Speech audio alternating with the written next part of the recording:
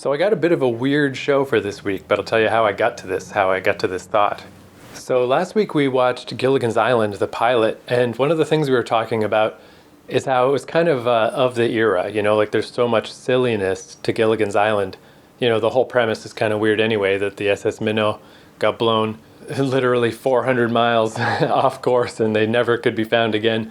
And then the Howells have tons and tons of luggage, and the professor's making coconut radios, and just so much stuff that we were talking a bit about how would you make Gilligan's Island today?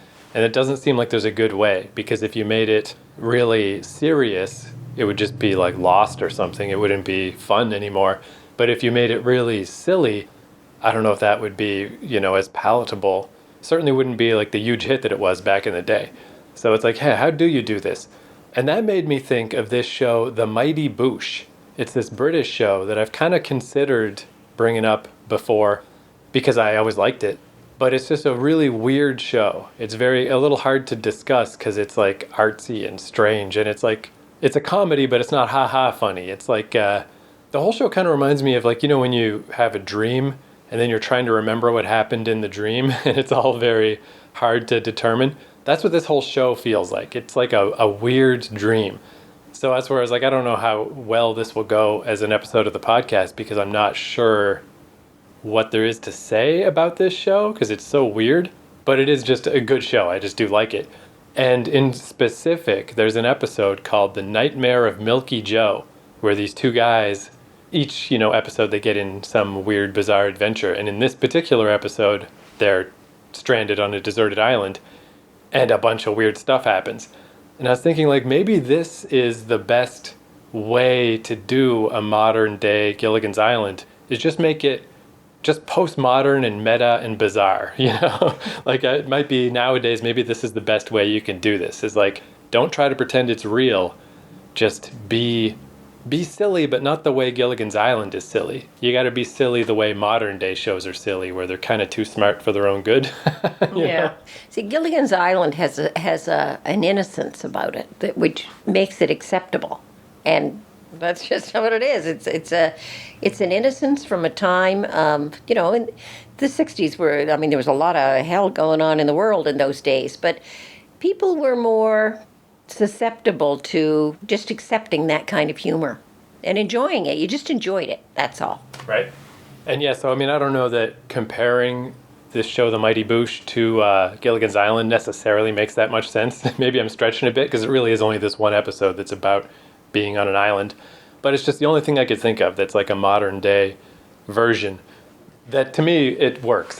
But it's not famous like Gilligan's Island. I don't know how famous this show was in England. I'm sure way more famous than it was here in North America. But I get the feeling it was kind of a mid-level show. There's just a lot of these BBC shows that, this kind of followed the same pattern as a lot of the British shows that we watched, where these two guys, let me show you them first off, because the first time I brought this up was because we were watching Mrs. Brown's Boys, and I was saying how this guy, Noel Fielding, just his face shape is the same as the daughter. Yes, exactly. And I told you he's on one of those baking shows. He's a host on some greatest British baking show, or I think it is. Well, then the other guy, Julian Barrett, I thought this was the guy you said you saw, or is it not him? Oh no, it's the fellow with the dark hair. Okay.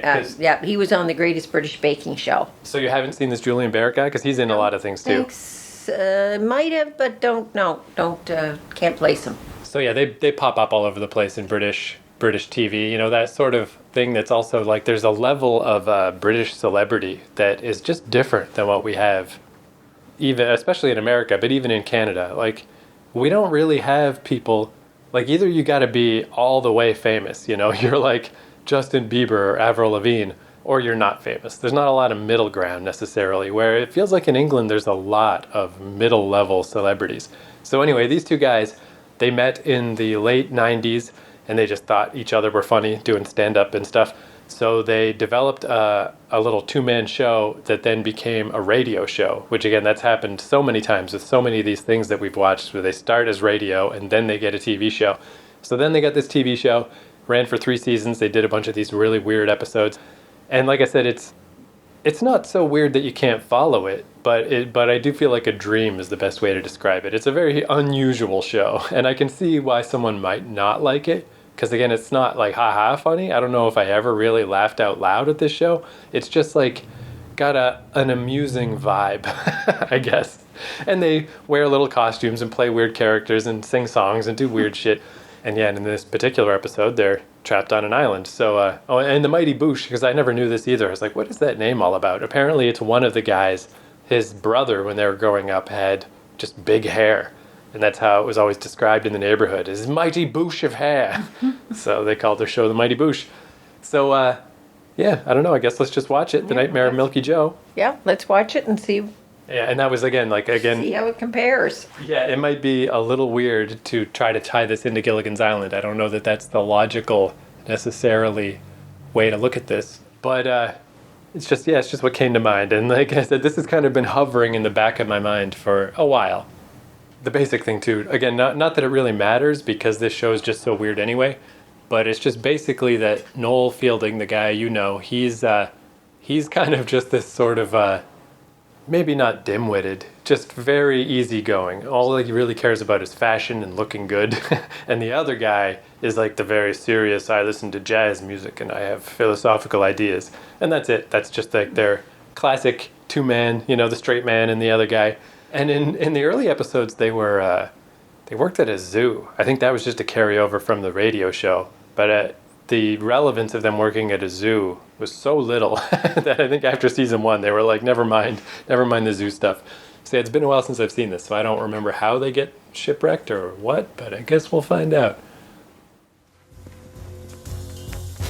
Come with us now on a journey through time and space to the world of the Mighty Boosh.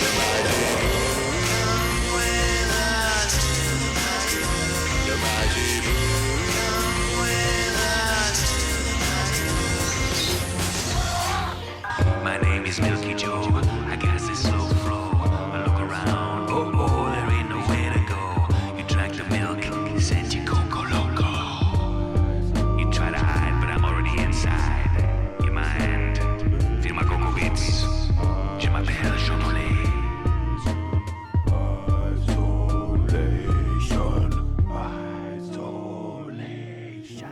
See, I'd say for me, because I haven't seen that show in about 10 years, I mean, I think it holds up pretty good. It's just a weird show, right? Cute little thing. It's very bizarre. Cute. And I guess they kind of made it make sense at the end of just like, oh, you drank rancid coconut milk, it made you crazy. But I mean, it wouldn't have made sense anyway, even regardless of that. But I like how it kept building up of like, first they're stranded, then they start building these little shacks and stuff, and then Vince's clothes, his clothes are amazing, just he's like awesome. But then they start making the people, Milky Joe. The girls first. Yeah. And then when it ends up at the court at the end. Yeah, well then yeah, like it gets to the point where the coconut people are moving on their own and speaking. Yeah, like the Nightmare of Milky Joe's a good name for it, because it never feels like serious, like an actual bad thing, but it does keep escalating and just like. But yeah, you can see why I described it like a dream, because like I remembered the island, I remembered Milky Joe. I didn't really remember like the details, but you can see why, like, and there's like 30 episodes of this, and they're all like that. They're all just. And they closed it off really well by having them hallucinating on the island. That. And it is one of those things too, like they still do stuff once in a while. They do like a special or a live show, and they've said. Very little Mighty Boosh last decade. Let's try to do more this decade, because this was mostly the 2000s. And it is one of those things that, now that it's been a while, I do kind of miss this show. It would be nice if they did some more or whatever, because it's certainly, like, unique. Like, there's nothing else that really hits this tone of, like, it's just silly. It's just creative and silly. That's, I guess, what it kind of reminds me of. Maybe this sounds insulting a little, but it reminds me of, like, if you were in kindergarten and you're just making things or doing finger painting or whatever. But this is the grown-up version of that made into a TV show. Because even like I was saying how with the island, like it's so neat that they obviously have a pretty low budget, but the way they film stuff looks cool. Like that island just looks cool. And with the moon shows up all the time, but where it's just just the But the dude's sun, face. even the sun, they kept showing it with different colors. Yeah. At one point, it looked like Saturn or something in the background. Yeah, like the style of it is what makes it so cool. Like it. And cute little things like when the ship is out in the ocean, and they're trying to flag it in, and it turns out it's just a little toy boat floating on the water, and he picks it up, and it's only as big as his hand. Yeah, well, that's what's weird too is those absurdist jokes. There's really no limit. Like there's not a point where they'll stop because they did that one, and it's like, oh, that's pretty funny. The forced perspective of the boat just being tiny, but then they do that old Looney Tunes gag of like, oh, there's no food around here, and then the one guy sees the other guy, but he looks like a full English breakfast on his face. But then they reveal that's an actual guy who's just like, hey, we should eat that guy. His face is made of eggs and ham. And that guy's like, oh, I'm getting out of here, and just runs away. Like, that's 100% stupid. That's so stupid. But I kind of respect that about this show. Like, it's like, yeah, just do it. Who cares if it's stupid? But at the end, when they finish off and they've been hallucinating, it makes complete sense. Yeah. I mean, I guess, yeah, they took a boat to America instead of, and they got, yeah, it makes just enough. It's on the vaguest edge of making some kind of sense. Yeah, which I guess puts it sort of a step beyond, like, I don't know, you ever see like Eraserhead, like these old David Lynch movies that just literally make no sense? They really are like a dream. Yeah. So I guess this is not that far. This one at least does make sense, but all the details are just so strange. And I guess that's what's neat about it too, is it does feel like not just anybody could make this show. It's clearly these two guys sitting around, like what should happen next? And nobody but them would come up with whatever weird thing happens next. Yeah, cute. I enjoyed that. All right, so I do have another episode, and we might not come back in for more commentary because I feel like we've, I think we pretty much said what there is to say about the Mighty Boosh. That's sort of what there is. But I forgot to mention, so that one, Nightmare Milky Joe, that was season 2, episode 6. Geez, did I say 30 episodes? I think there was only 6 episodes per season, so there's only 18 episodes of this show. But the other episode I'm going to play is season 1, episode 4, The Tundra. So in this one, they're still zoo people. But the reason I picked this one is they always do a little song. Like that episode had the Isolation song, pretty catchy. But this has my favorite song of the whole series. It's Ice Flow, Nowhere to Go, Lost in the Blinding Whiteness of the Tundra. Check them out. And they do a little dance. I'm little Johnny Frostbite, running around, freezing you up and freezing you down. It's just dumb, but it's awesome. So, the Tundra. And yeah, we probably won't stop in after this, so that'll be the end of the episode. We'll just fade out with, well, actually, I'll just play that song. I'll play that song for the podcast to end, because it's so good. But if you ever just look up, even if you're not super familiar with this show, maybe a good way to try it out is just, on YouTube, there's a playlist of all the songs. And the songs are just delightful. So if you like the songs, watch the show, and then you get to hear the songs. Never take the Tundra lightly. It can drive a man insane. You know what it is about this place and get to a man? Not really. Have a look through here. What do you see? Nothing. Exactly. It's the nothingness. The whiteness. The endlessness. Stretching on beyond the human imagination. Desolation of the soul. Oh my God! Ice flow, nowhere to go. Ice flow, nowhere to go. Lost in the blinding whiteness of the tundra. Check him out. They call him the True.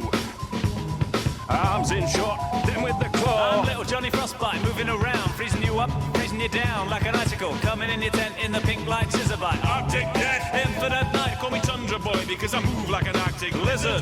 When the blizzard strikes, I disappear like a pipe dream. All that's left is a gleam. On a 10-peg boosh, stronger than a moose. Don't lock your door or we come for your rooftop. Stop, look around, take your mind off the floor, cause the boosh is loose and we're a little bit low. Ice flow, nowhere to go. Ice flow, nowhere to go. Lost in the blinding whiteness of the tundra.